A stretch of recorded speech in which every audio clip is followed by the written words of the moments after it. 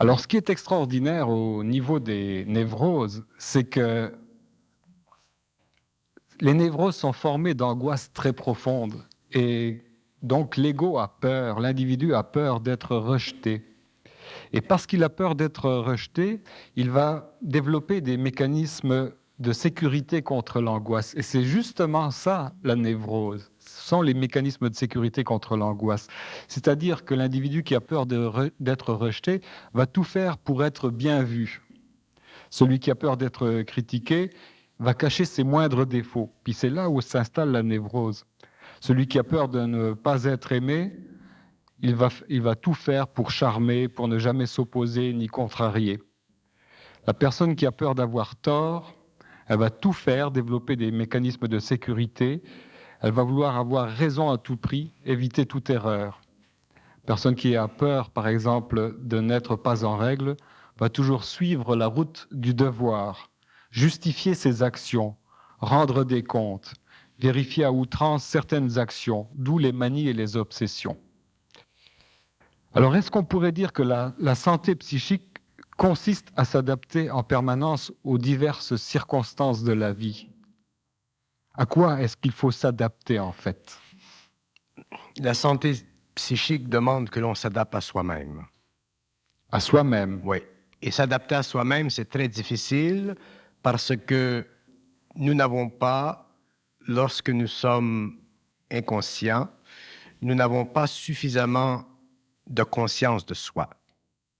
On aurait tendance qu'il faudrait penser s'adapter aux autres, plutôt. Donc, automatiquement, nous cherchons à nous adapter aux autres et nous avons tendance, naturellement, à développer ce que j'appelle un mental collectif. Et l'homme doit développer un mental individuel, universel, bien ajusté à la société. Mais un mental qui est fondé sur sa propre intelligence, sa propre lumière. Et quand je parle de sa propre intelligence, je ne parle pas de son intellect. Je parle de cette vibration en lui, de cette nature profonde en lui qui est sienne et qui n'est pas tachée, qui n'est pas colorée par la mémoire. Le problème de l'homme, c'est la mémoire. Le problème de l'humanité, c'est la mémoire. Et tant que l'homme n'est pas capable de définir son action, sa parole, son savoir, en dehors de la mémoire de l'humanité, il n'est pas capable de vivre une personnalité qui est réelle, autrement dit, qui est fondée sur l'approportionnement de son énergie à travers son ego. À ce moment-là, il vit une personnalité qui est déformée, qui n'est pas réelle, qui est sujette à devenir névrotique si la vie crée trop de chocs. Vivre près de soi-même, être soi-même, ce n'est pas une attitude. Ça fait partie de la réalité de l'homme. Et c'est beaucoup plus difficile que l'on ne croit d'être soi-même. Parce que être soi-même renverse toujours ce qui n'est pas soi-même. Et l'homme, à cause de ses habitudes, a tendance à déformer sa réalité et à se créer un lit qui n'est pas réel et il couche dans ce lit toute sa vie. Vivre sa vie. Comme souvent on va dire, par exemple, des gens vont dire « Ah ben, il faut que je réussisse dans la vie ». Il ne s'agit pas pour l'homme de réussir dans la vie, il s'agit pour l'homme de réussir sa vie. Si l'homme réussit sa vie, il vit très bien dans la vie. Mais si l'homme dépense toutes ses énergies à vivre une vie qui n'est pas la sienne, il ne sera jamais heureux dans sa vie, même s'il a beaucoup de succès. Nous connaissons beaucoup d'hommes qui ont le succès. Nous sommes aujourd'hui dans une phase de civilisation où chacun court au succès. Mais ça, c'est la fausse personnalité. On vit en fonction de l'approbation sociale. On vit en fonction de l'approbation sociale. Et l'approbation sociale, il est fondé sur des mécanismes hiérarchiques du pouvoir qui veulent maintenir un certain statu quo afin de maintenir un certain ordre, afin de mieux fonctionner, afin d'avoir plus de pouvoir.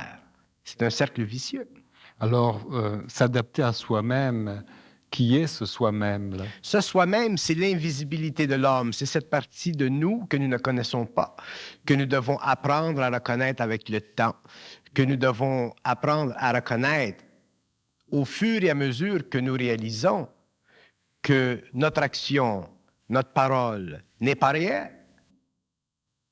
Un être inconscient sait très bien quand il parle qu'il n'est pas réel ou quand il agit qu'il n'est pas réel. Il ne s'agit pas pour l'homme d'être vrai ou de ne pas être faux. Il s'agit pour l'homme d'être réel. Et nous cherchons plutôt à ne pas être faux ou à être vrai. Et c'est une illusion subtile de la conscience chrétienne d'être vrai, de ne pas être faux. Et nous ne connaissons pas les mécanismes de la dualité du vrai et du faux. Et nous croyons que le vrai est plus grand que le faux et que le faux est plus éloigné de la réalité que le vrai. Et c'est effectivement ceci. Mais nous ne réalisons pas que le vrai et le faux font partie de l'envers d'une même médaille. Et cette même médaille, c'est la réalité. Et tant que l'homme n'est pas dans sa conscience, qui n'est pas dans son identité, il peut être très diminué dans sa vie à cause de sa recherche du vrai, comme il peut être diminué dans sa vie à cause de la recherche du faux. Moi, je ne peux pas citer de collectivité, mais je sais qu'il y a dans le monde des collectivités d'hommes qui en sont arrivés à un point de fanatisation d'être dans le vrai. Il y a aujourd'hui des organisations dans le monde, des millions d'individus qui sont dans le vrai. Eux sont dans le vrai, vous êtes dans le faux. Alors, la relation, la relativité entre le vrai et le faux, un jour, elle devra être détruite, cette relativité, cette dualité, pour que l'homme entre dans la synthèse de l'intelligence, c'est-à-dire l'activité de son esprit, de son énergie, de son intelligence à travers l'ego. À ce moment-là, l'homme est absolument protégé contre la névrose. Et qu'est-ce qui ne fait pas partie du moi authentique? Est-ce que ce sont les conditionnements, ce que les psychanalystes appellent le surmoi, dire tous les conditionnements, les préjugés, peut-être à partir de la famille, l'école, etc. Tout ça ne fait pas partie de l'identité véritable de l'individu? Tout ce qui ne fait pas partie du moi authentique, c'est ce que nous sommes. Tout ce que nous sommes ne fait pas partie du moi authentique. Ce que nous deviendrons fait partie petit à petit du moi authentique. Le moi authentique est une infinité psychique de l'homme. C'est une conscience sans fin. C'est une infinité qui nourrit l'ego. Et tout ce qui n'est pas cette infinité, tout ce qui n'est pas cette intelligence créative, tout ce qui n'est pas cette instantanéité créative, tout ce qui n'est pas le rapprochement parfait et absolu de cette conscience, fait partie du surmoi, fait partie du conditionnement. Le conditionnement, naturellement, fait partie des activités involutives de la civilisation, ça fait partie de l'organisation de la progression de l'homme, c'est normal. Le passé de l'humanité, il est normal dans son abnormalité. Mais maintenant que l'homme entre dans une nouvelle phase d'évolution, parce que effectivement nous allons vers une intégration de notre énergie, le surmoi, les aspects, les conditionnements extérieurs deviendront de moins en moins puissants dans la conscience de l'homme et naîtra de ceci une nouvelle conscience humaine. Et quelles sont les questions qu'on pourrait se poser pour vérifier notre authenticité ou notre manque d'authenticité? Il n'y en a aucune. Si vous vérifiez votre authenticité, vous serez dit intérieurement que vous l'êtes. Parce que l'homme ne réalise pas qu'il est plongé dans un marais. Et ce marais, c'est ce que j'appelle le mensonge cosmique. Le mensonge cosmique est à la base même de l'organisation psychologique du mental humain. Et c'est justement le mensonge cosmique qui est la force de pénétration dans la matière. C'est ce mensonge qui permet à l'homme de maintenir le lien avec la matière. L'homme n'est pas suffisamment intégré dans son énergie pour vivre le réel. Donc, il est obligé de vivre une certaine part de mensonge cosmique afin de pouvoir synthétiser le mental avec son émotion et se donner de vivre une personnalité qui est plus ou moins équilibrée. Je vous donne un exemple de mensonge cosmique. Prenons par exemple le phénomène de Fatima, qui tient à cœur à tous les hommes. Le phénomène de Fatima, c'est un phénomène qui est authentique. Et ce n'est pas parce qu'un phénomène est authentique qu'il est réel. La définition de la réalité, c'est la capacité à l'homme de désintégrer la forme qui l'englobe sur le plan mental afin de libérer l'énergie de son émotion, lui permettant à la fin, inéluctablement, de restructurer son mental et de donner à son mental une puissance créative qui lui permet de connaître les secrets de l'invisible, les secrets du paranormal, les secrets des grands mystères de la Terre. Donc, vous prenez le fameux phénomène de Fatima, raconté par le public, raconté sur le plan journalistique, le soleil qui tourne, la Vierge qui apparaît à des enfants. Alors, le mental humain, lui, incapable de se soustraire de la mémoire et du pouvoir des symboles, est obligé d'absorber ce phénomène comme étant un phénomène authentiquement religieux. Et effectivement, il est un phénomène authentiquement religieux, mais l'homme n'est pas capable d'aller plus loin. Si l'homme va plus loin au niveau de son mental supérieur, de sa conscience, de son moi réel, il sait très bien que le phénomène de Fatima, c'est un phénomène d'intervention psychologique dans l'évolution de la race humaine pour lui permettre de se stabiliser émotivement devant les effrois de la guerre.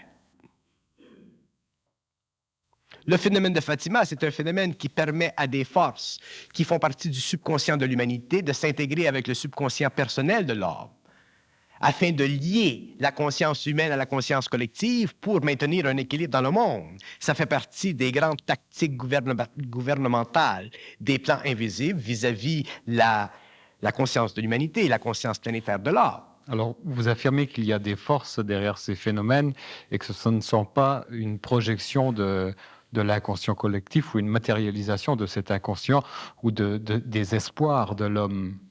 Ce sont des forces qui sont sous-jacentes au phénomène. Ce sont des forces qui sont sous-jacentes, mais qui utilisent l'inconscient collectif de l'homme en fonction du territoire psychique qui convient d'illuminer. Ces forces ne peuvent pas utiliser une symbologie qui ne convient pas au symbole de l'homme.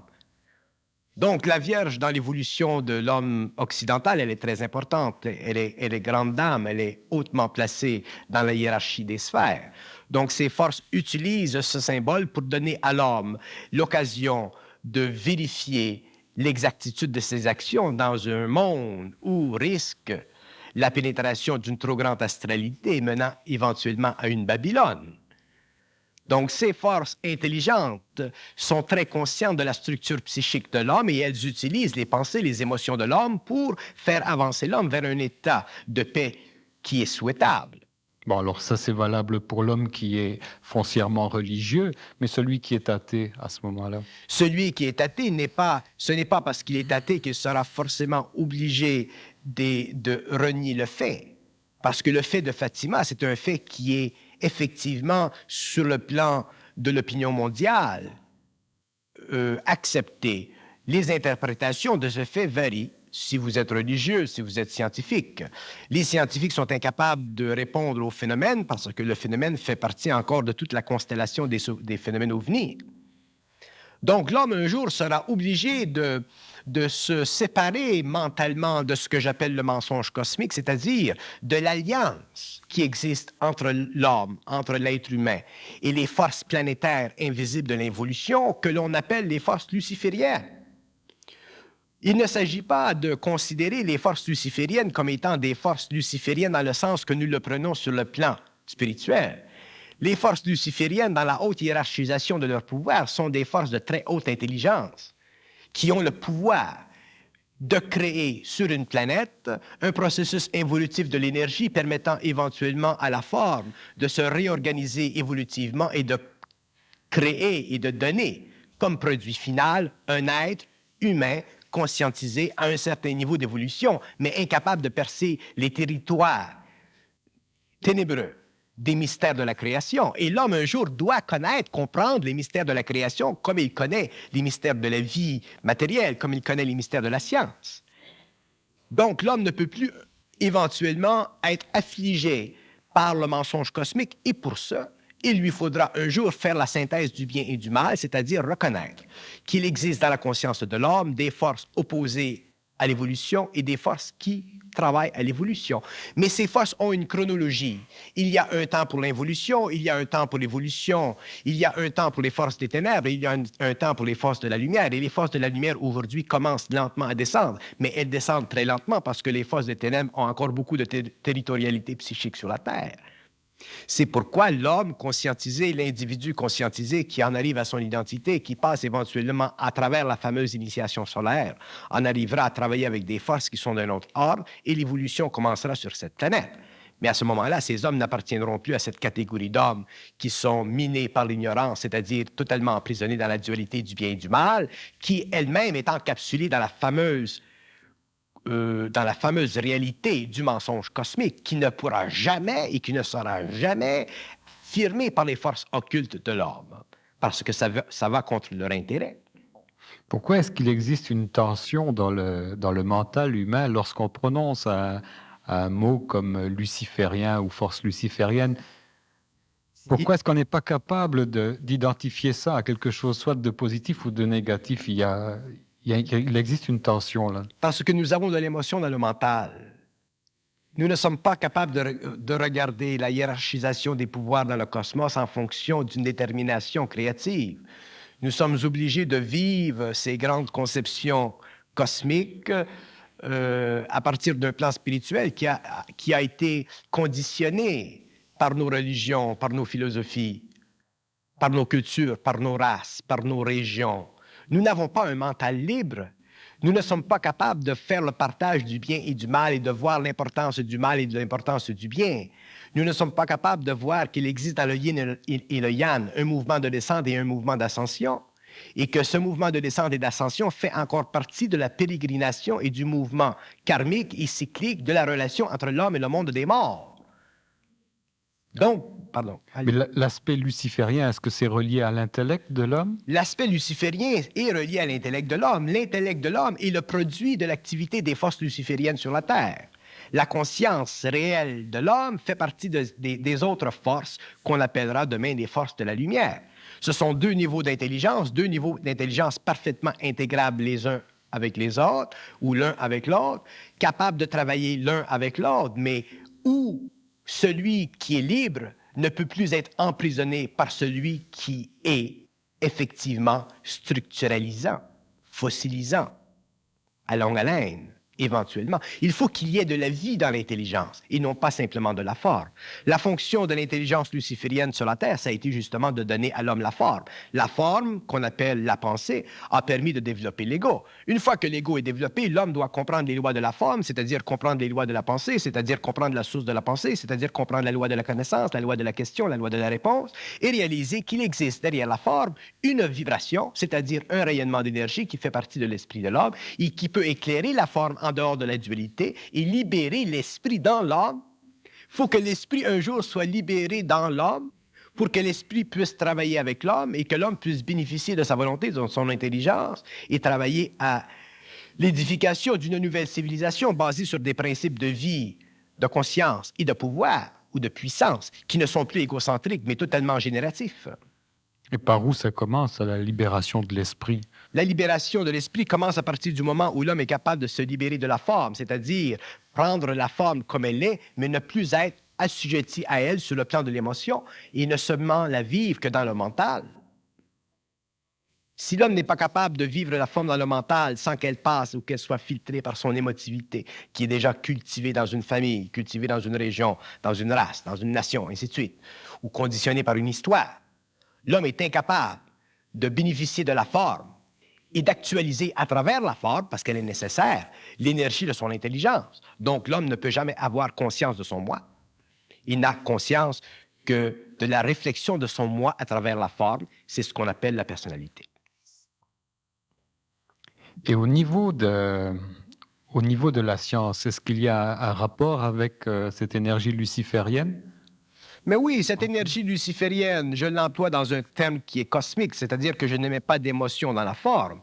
L'énergie luciférienne, d'ailleurs le mot le dit, porteur de lumière, porteur d'intelligence, cette énergie a la fonction d'établir sur la Terre une programmation psychologique systématique qui convient à l'organisation parallèle des mondes psychiques de l'homme et des mondes cosmiques de l'universel.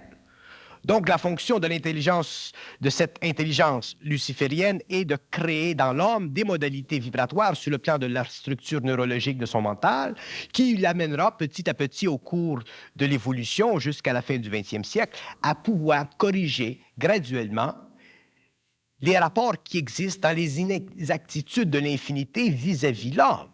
Ensuite, lorsque l'homme sera capable de corriger ce rapport entre les infinités et son mental, l'homme sera capable de commencer à découdre, à défaire la forme et à regarder dans la forme et concevoir que la forme n'est qu'un support pour l'énergie de sa lumière de mer.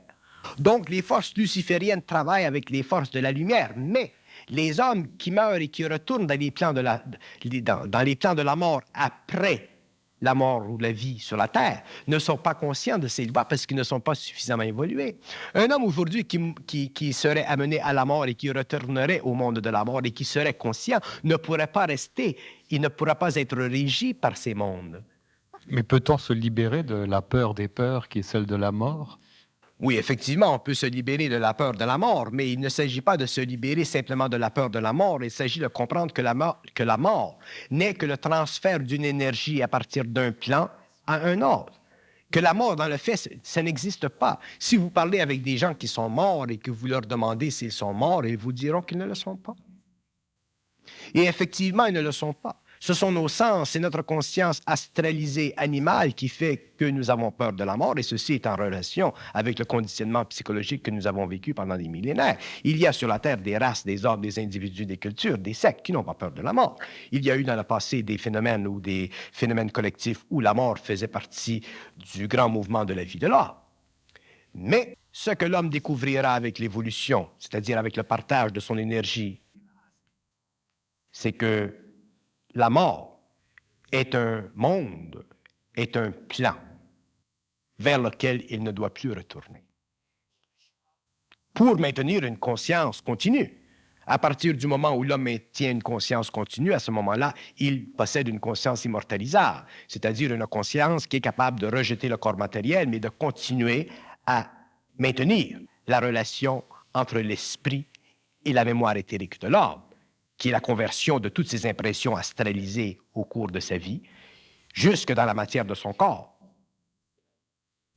L'homme doit un jour comprendre que la mort, elle est inévitable sur le plan du retour à la mémoire, mais qu'elle est absolument éliminable sur le plan de la conquête des grands espaces de l'esprit. Et la conquête des espaces de l'esprit, c'est la conquête de la liberté de l'homme, c'est le mouvement de l'homme en relation et en fusion avec l'esprit à travers les mondes parallèles de son éther.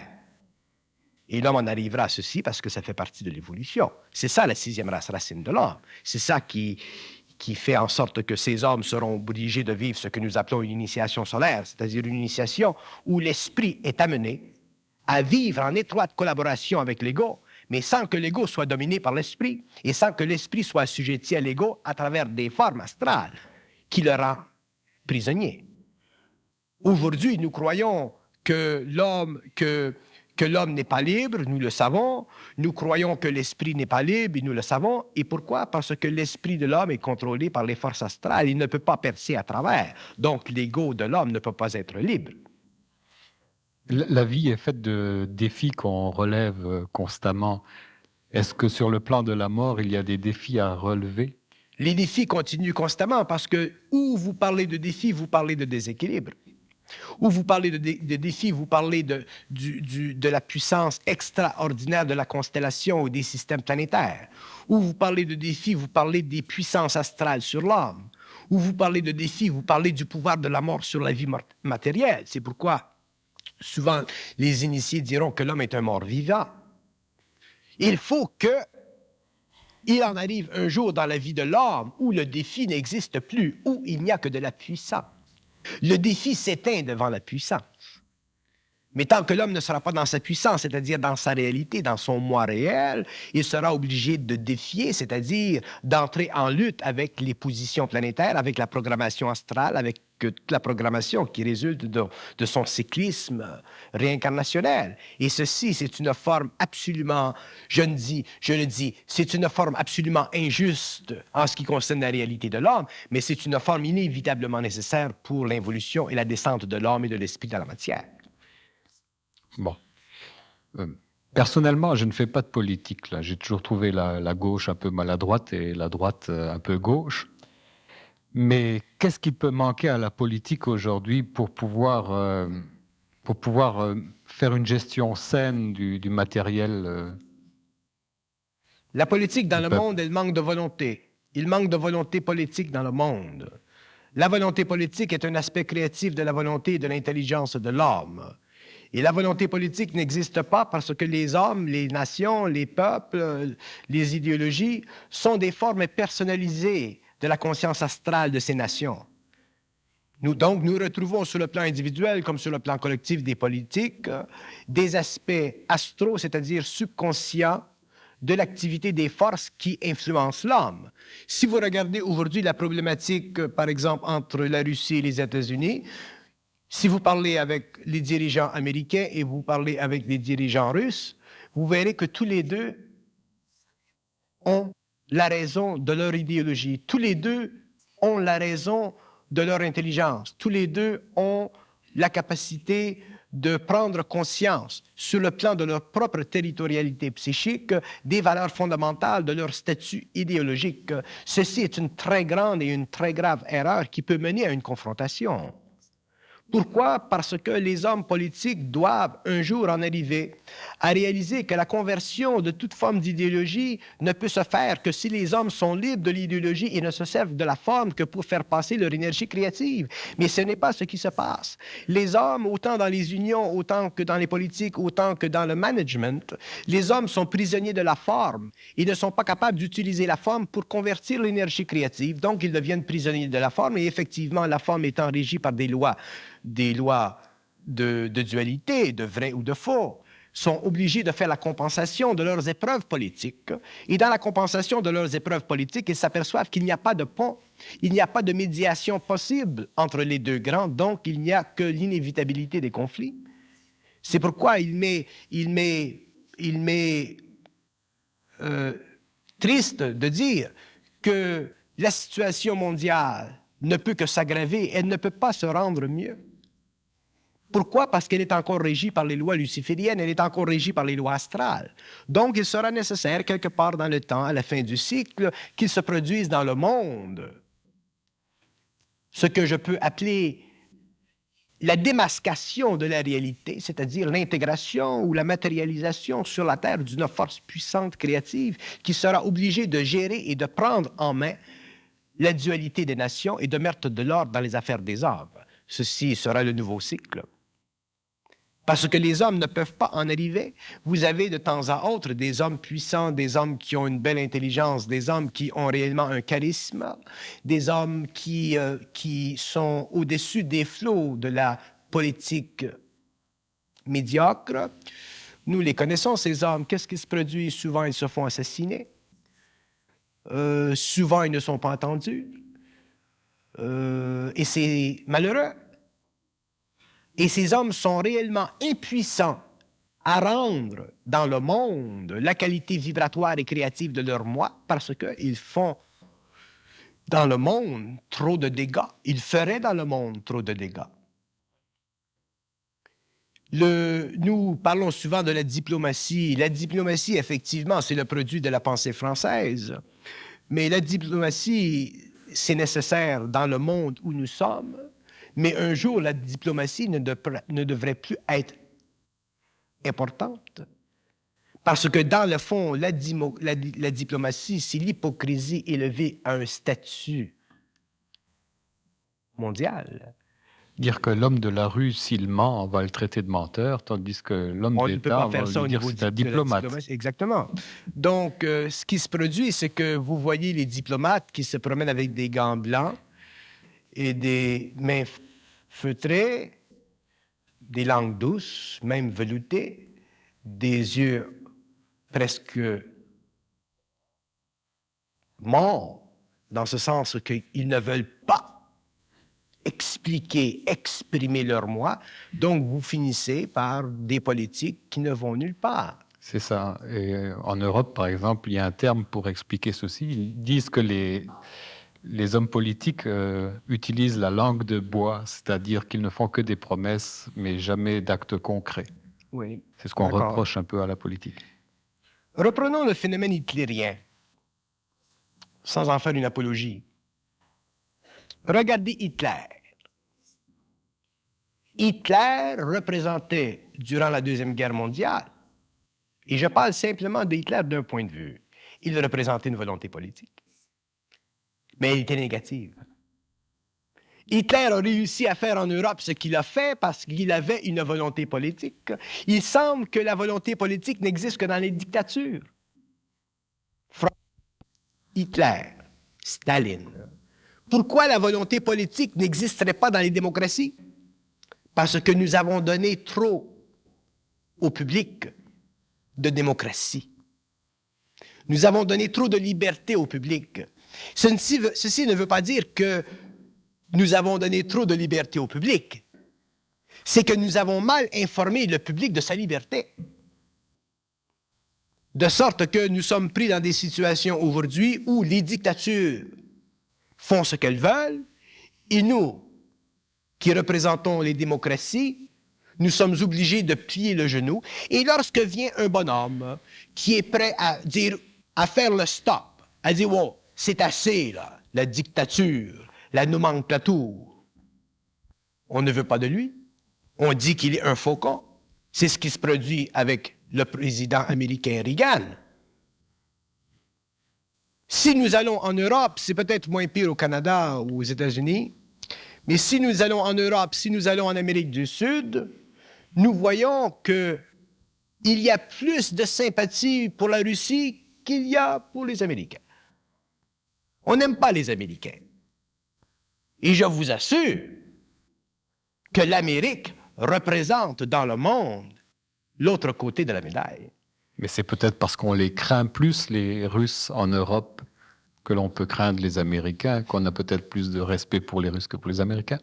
Il y a une autre raison. Et la raison, elle fait justement partie de la confusion philosophique des grands penseurs européens durant la Deuxième Guerre mondiale. Je prends un, Sartre, Gide, Cocteau, des grands. L'intelligentsia. Ah, l'intelligentsia. L'intelligentsia, elle a épousé l'idéalisme du socialisme marxiste. Parce qu'effectivement, ils sont dans cette direction, c'est bon. Mais l'intelligentsia était trop naïve.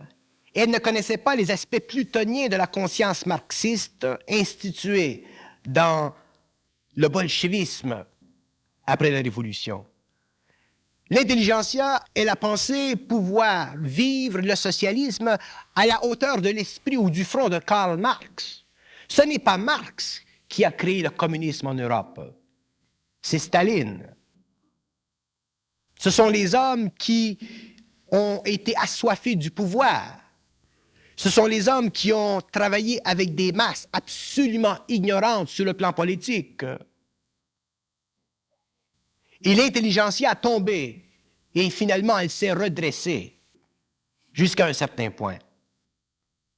Nous ne sommes pas capables de faire le partage des choses. Nous ne sommes pas capables de voir avec un esprit froid les aspects positifs d'une idéologie, les aspects négatifs d'une idéologie. Nous prenons le tout comme de l'aspirine pour nous endormir politiquement. La même chose en Allemagne. Les Allemands ont cru tellement en Hitler qu'ils sont devenus la personnification collective de cet homme. Très peu d'hommes en Allemagne ont vu à travers... Même Carl Jung, ce grand psychanalyste, a fait partie du mouvement nazi. Vous allez dire, mais oui, mais Auschwitz n'existait pas dans ce temps-là. Toute la barbarie nazie n'existait pas. Mais si vous aviez été Rudolf Steiner, vous auriez vu avant l'événement ce qui se produisait. Si vous aviez été dans votre intelligence, vous auriez vu avant l'événement ce qui se produisait. Et c'est pourquoi j'affirme qu'un homme qui est dans son intelligence ne va pas attendre l'événement pour prendre position. Il prendra position avant l'événement. C'est ça, être intelligent. C'est voir 10 ans, 15 ans d'avance ce qui va se produire. c'est pouvoir renifler, sentir dans l'esprit du démagogue des aspects astraux qui diminuent la réalité de l'homme, qui diminuent son individualité, qui lui enlèvent de la liberté sociale, de la liberté politique, pour lui donner le présent de la glorification nationale. Lorsqu'un homme vient à un peuple et il dit à un peuple, vous serez le grand peuple, déjà, il va contre l'individu. Parce que c'est l'individu qui formule la conscience collective. C'est l'individu dans le peuple, dans la nation qui est important. Ce n'est pas la nation. Je reproche ceci à Kennedy. Quand il dit « Do not ask your country what to do ». Ask quelque chose comme ça.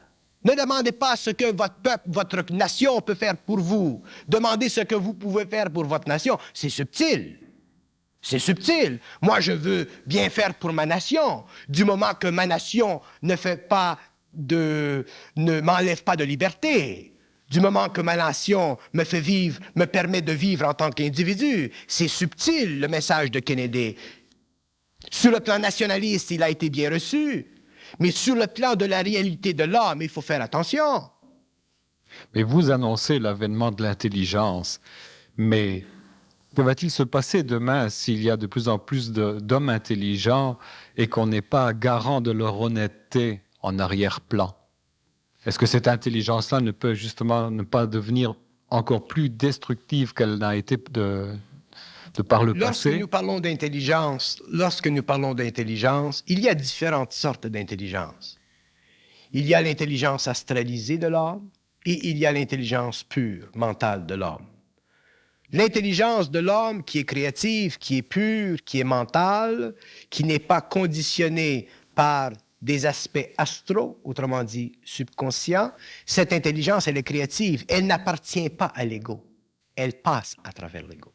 L'ego est une lentille et cette lumière passe à travers l'ego. Mais lorsque l'intelligence de l'homme est astralisée, l'ego la veut. Il veut s'en servir.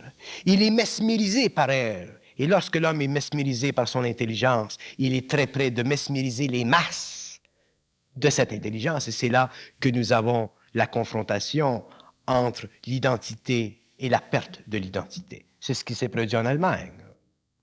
Hitler est un homme, il ne faut pas dire, comme certains psychologues ont dit, que Hitler n'était pas intelligent. Hitler était englobé par une intelligence occulte très puissante.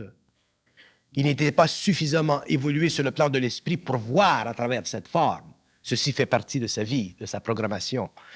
Mais il était englobé par une intelligence très puissante et c'était aux Allemands, au peuple, aux Européens de voir. Mais ces choses-là, aujourd'hui, pourraient se reproduire avec beaucoup de facilité. Aujourd'hui, ces choses-là ne pourraient plus se reproduire. Parce que l'homme a vécu trop l'expérience de ceci. Mais d'autres aspects de cette chose-là pourraient se reproduire. Mais supposons qu'il y ait d'autres hommes comme vous qui aient ce pouvoir de parole, qui puissent faire vibrer très facilement une masse. Qu'est-ce qui nous garantit que de l'honnêteté d'une personne? Comment est-ce qu'on peut diagnostiquer derrière cette intelligence qui est très visible, l'honnêteté? Un homme qui est dans son intelligence peut facilement raccorder son intelligence avec l'intelligence d'un autre homme qui est dans son intelligence. Autrement dit, l'intelligence créative, c'est universel, ça n'appartient pas à un homme. Et tous les hommes ont un peu de cette intelligence. Donc, un homme qui est dans son intelligence, dans son identité, va rechercher des hommes qui sont dans leur intelligence, dans leur identité. Il va parler avec eux. Et tous ces hommes ensemble comprendront la même chose, c'est-à-dire qu'ils comprendront ce qu'ils savent et ils pourront facilement échanger entre eux. Il ne peut pas y avoir de domination à partir de l'intelligence créative de l'homme. Parce que l'intelligence créative de l'homme, elle se sépare et elle va dans tous les hommes. Un homme qui est dans son intelligence ne peut pas dire « moi, je possède la vérité ». Un homme qui est dans son intelligence ne peut pas dire que « moi, je suis la vérité ». Il est obligé de vivre sa conscience créative en fonction de l'équilibre universel de cette énergie qui passe et qui fluctue dans différents individus. Il peut l'avoir dans le petit comme il peut l'avoir dans le grand parce qu'elle n'appartient pas à l'ego. La plus grande qualité que l'on peut observer de l'homme qui est dans cette intelligence supramentale, c'est qu'il n'y a pas en lui d'orgueil spirituel. qu'il n'y a pas en lui d'orgueil mental. Il y a une sorte de neutralité. Il y a une sorte de relation entre l'invisibilité de sa conscience et la permanence de son ego. Il y a quelque chose en lui qui n'est pas réfractaire à la lumière. Il y a quelque chose en lui qui n'est pas empoisonnable par le passionnel de l'astral. Il y a quelque chose en lui qui est absolument contre la domination, qui est absolument contre la diffusion de la domination. Il y a des signes. L'homme peut reconnaître des signes en contact avec l'homme conscient. Et ces signes sont inévitablement le produit d'une conscience créative, d'une conscience réelle. L'homme nouveau ne pourra pas être menti. On ne pourra pas mentir à l'homme nouveau parce qu'il sera trop dans son identité. On peut mentir à un homme qui n'est pas dans son identité, mais on ne peut pas mentir à un homme qui est dans son identité parce que déjà il sait. Et ça, c'est la grande sécurité de l'homme nouveau, c'est la grande sécurité de l'homme qui un jour pourra travailler avec les hommes, composer avec les hommes, établir avec les hommes et créer une nouvelle base de civilisation.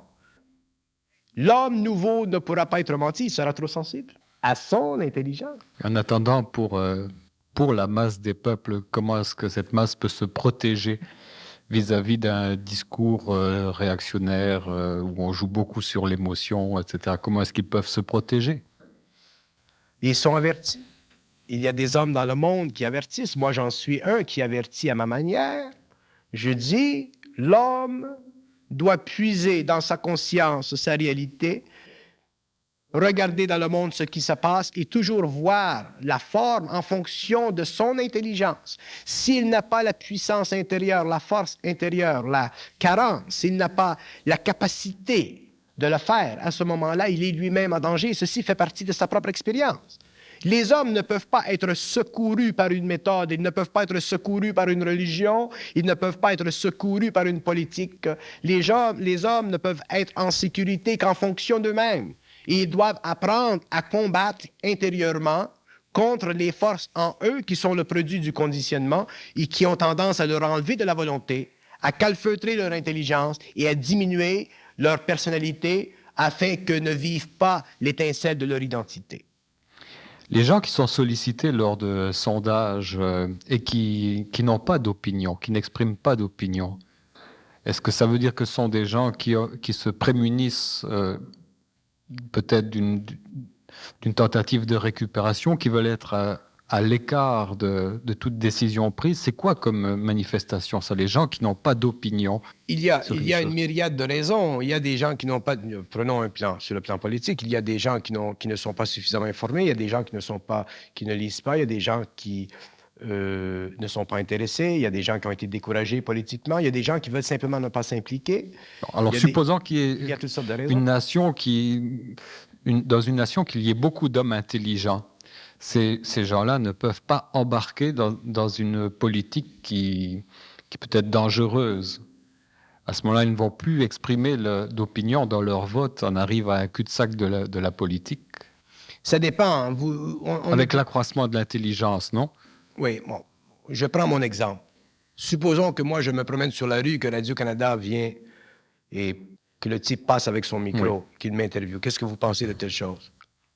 Si je veux parler, je vais parler. Si je veux pas, je m'en vais. Si je veux parler, je vais dire quelque chose, probablement qui sera choc. Et si je veux pas parler, je m'en vais. Si je sais que ce que je vais dire va changer quelque chose, je vais parler. Si je sais que ce que je vais dire ne va rien changer, je vais continuer. Pourquoi je vais perdre mon temps?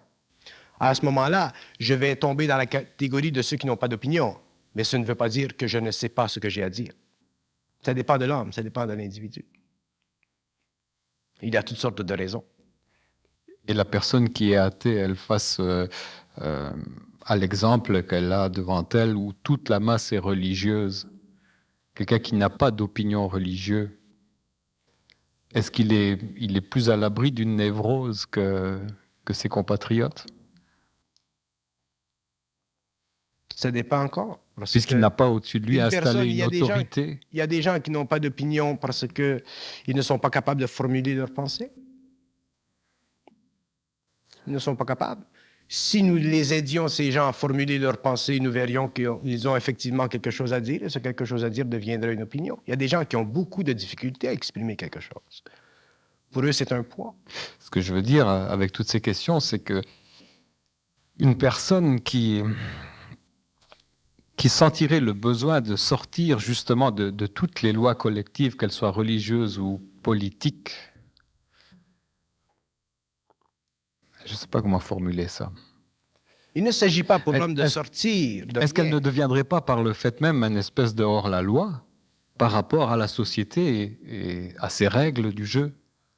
Ça dépend de ce que vous voulez dire par sortir. Moi, je vis dans la société, je communique avec des hommes dans la société à différents niveaux et je ne suis pas un hors-la-loi. Je respecte les lois qui sont là. L'homme intelligent peut respecter les lois qui sont là.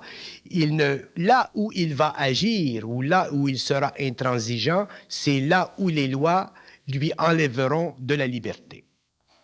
Si moi, je devais vivre une situation dans la vie où les lois collectives m'enlevaient de la liberté, à ce moment-là, j'utiliserais les mécanismes, les structures de ces lois pour renverser la décision. Je lutterais, je combattrais pour reprendre ma liberté civile. Ça, c'est une option. Ou d'un autre côté, je pourrais m'expatrier complètement. Ça dépend toujours de l'individu. Mais un homme qui est dans son intelligence comprend toujours l'importance des lois sociales.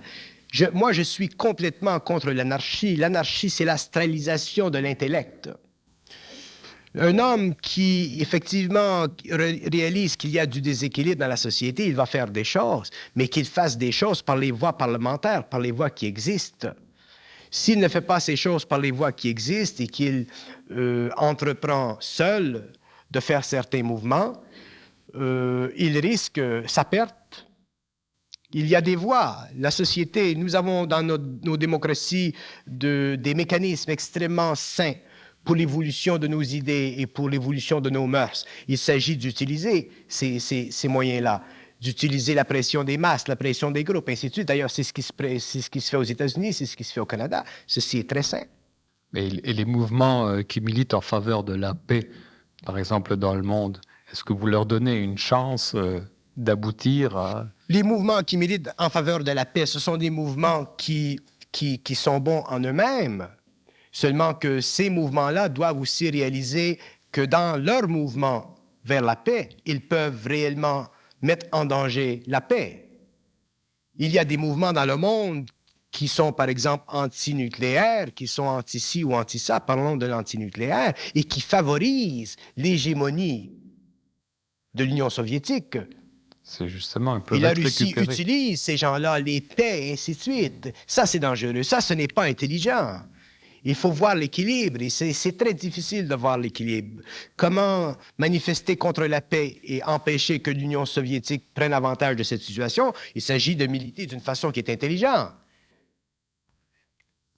Là où ce que je cherche à savoir, c'est est-ce qu'il faut s'engager à fond ou plutôt se retirer sur la pointe des pieds? Non, un homme conscient ne s'engage à rien. Parce que s'engager, ça fait partie de la conscience expérimentale de l'homme. Non. Moi, si on venait demain matin me dire, Monsieur Bernard de Montréal, êtes-vous intéressé à vous joindre à un parti politique? Je dirais, moi, j'aime beaucoup la politique. Je pourrais faire des choses dans la politique. Pour moi, la politique, c'est un jeu d'enfant. Mais les conditions pour lesquelles j'embarque, que je travaille, seraient le produit de mon activité créative. Et si on ne veut pas jouer le jeu à ce niveau-là, je ne le ferai pas. Sans ça, je perdrai mon temps. Moi, je ne suis pas intéressé à me faire tirer une balle dans le dos parce que j'ai une grande gueule. Et je comprends suffisamment les lois de la société, les lois de la politique, les lois économiques. Je comprends suffisamment l'organisation de l'homme pour donner une orientation. D'ailleurs, c'est ce que je vais faire dans mon livre sur la volonté politique que je suis en train d'écrire. Mais de là à m'impliquer directement, non, parce que les hommes sont trop inconscients. En parlant de livres, où en êtes-vous dans le premier manuscrit que vous étiez en train de rédiger? Je suis paresseux. Je suis paresseux. Mais vous en attaquez un deuxième de front, là? Oui, j'en ai 3 de front. 3? Oui, parce que des fois, je suis tanné de parler d'une chose, donc je parle d'une autre. Ensuite, je suis tanné d'une autre, je parle d'une autre. Et peut-être que j'en aurai 4 de front. 6, 7 livres de front, ça se fait bien. Ça change, pas toujours manger du steak et du steak et du steak et du steak. Donc, j'ai fait un livre pour les Américains, j'ai fait un livre en anglais que j'appelle The Psychic Connection. Ensuite, j'ai fait un livre sur la volonté politique en français. Et je fais un petit roman psychologique. Mais moi, je suis paresseux. Mais Psychic Connection, est-ce que c'est en passe de sortir aux États-Unis? Oui, oui, ça va sortir à New York. The Psychic Connection, c'est un livre que j'adresse aux gens qui sont médiumniques, psychiques, sensitifs, et ainsi de suite. Je le fais pour les Américains. En gros, c'est quoi le message que vous leur En gros, adressez? c'est que les gens qui sont sensibles, qui sont médiumniques, se font chier dessus, ils ne le savent pas. Et j'explique tout là-dedans, assez pour les écœurer. Et éventuellement, les plus sensibles verront, parce que ces gens-là sont très sensibles. Mais est-ce qu'il n'y a pas de psychiques qui sont à l'abri du mensonge cosmique ou qui voient au travers de la manipulation, d'après vous? Non. Non. Il y a une Parce que pour illusion voir à partout. travers le mensonge cosmique, il faut avoir intégré sa propre énergie. Il faut avoir défié les dieux d'une façon absolue. Et défier les dieux d'une façon absolue, ça veut dire quoi? Ça veut dire mettre par terre toutes les idées qui nous viennent dans le cerveau et qui ne sont pas le produit de notre propre créativité. Donc, ça invoque la destruction systématique du pouvoir de l'astral sur le mental de l'homme. Alors, il faudrait rassembler tous ces psychiques et puis leur faire un séminaire sur mesure. Oh, les séminaires sur mesure. Moi, j'en fais des séminaires, ils sont sur mesure, mais je suis fatigué. Ça fait longtemps que je fais ceci. Et éventuellement, je veux arrêter, mais on me pousse dans le dos pour continuer. Et je continue tant que j'ai encore de l'énergie. Mais un jour, il faudra qu'il y ait des gens qui puissent continuer, faire des séminaires, parler, mais les hommes doivent parler, non pas Bernard de Montréal. Si vous allez dans un séminaire de quelqu'un et que vous réécoutez Bernard de Montréal, là, ce n'est plus sa réalité qui parle. C'est de l'impression, c'est de la mémoire. Je cherche une personne qui puisse parler et c'est lui qui parle. Il dit la même chose, ça fait partie de la même conscience, mais ça ne vient pas de moi, ce n'est pas coloré par moi, c'est sa propre conscience. À ce moment-là, vous avez un autre homme qui peut donner des séminaires, qui peut éclairer les mécanismes astraux de la conscience de l'homme, et ensuite d'autres, et ainsi de suite. Mais il faut que ça commence quelque part. À travers les différentes séries de l'émission 2001 Jeunesse du réel, il a été question de bien des choses, mais jamais de l'expérience que vous avez vécue de la fusion en 1969. Je ne veux pas parler de ceci, parce que d'abord, ça intéresse les gens sur le plan de l'émotion, sur le plan de l'imagination. Tout ce que je peux dire de ceci, c'est que je ne le souhaite pas à personne. Les gens souvent me disent « Ah, moi, je voudrais être fusionné, moi, je voudrais ci. » Moi, je leur dis « Si vous saviez qu'est-ce que c'est la souffrance initiatique d'une fusion, vous ne seriez pas intéressé. Donc, occupez-vous de comprendre ce qui est expliqué, ce qu'aujourd'hui nous savons. Nous savons énormément de choses. Nous avons accès à énormément de choses, nous les parlons ces choses, nous les parlerons ces choses, et l'homme peut prendre ceci et travailler avec ceci pour en arriver un jour à vivre graduellement le contact entre sa propre énergie et lui-même. Cette fusion, il l'intégrer et rentrer dans son identité, son intelligence, c'est ça qui compte. Je ne veux pas parler de ma fusion, je ne veux pas parler de ça. Est-ce qu'il y a un temps pour vous pour une action à l'échelon mondial? S'il y a un temps, Oui, c'est inévitable. Oui. C'est inévitable, mais c'est quelque chose que je ne veux pas regarder. Et c'est inévitable parce que j'ai une grande gueule.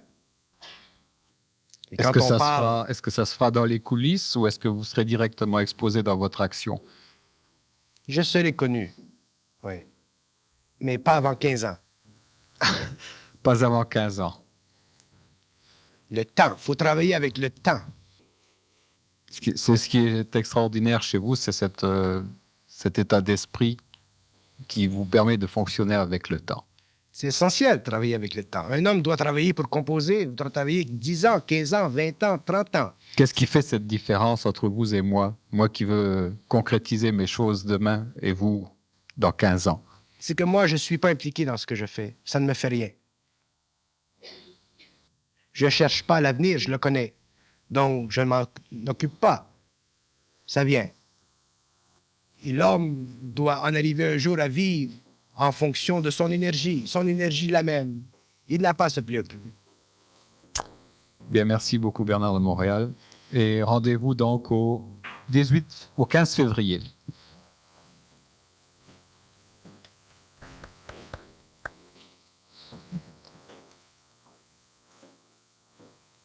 Alors, les cassettes sont disponibles maintenant en avant au kiosque.